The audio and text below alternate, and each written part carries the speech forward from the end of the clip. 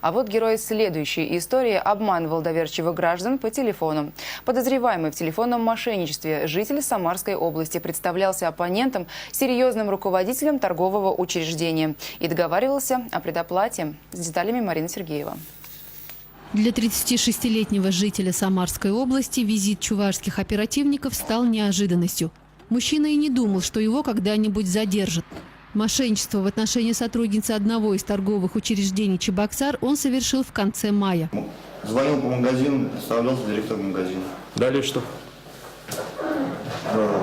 Говорил, что должны приехать рабочие, и просил, чтобы деньги положили как предоплату. Давал реквизиты, продавцу ложили деньги. Сотрудница торгового учреждения поверила на слово и перевела злоумышленнику 15 тысяч рублей. Как выяснилось позже, одновременно мужчина звонил и в другие торговые точки, но работники там оказались бдительнее. В ходе проведенных мероприятий были установлены аналогичные торговые точки, 2 торговых точки, продавцы которых проявили бдительность и не поверили данному мошеннику. Сейчас ранее неоднократно судимый, в том числе из-за мошенничества, житель Самарской области заключен под стражу.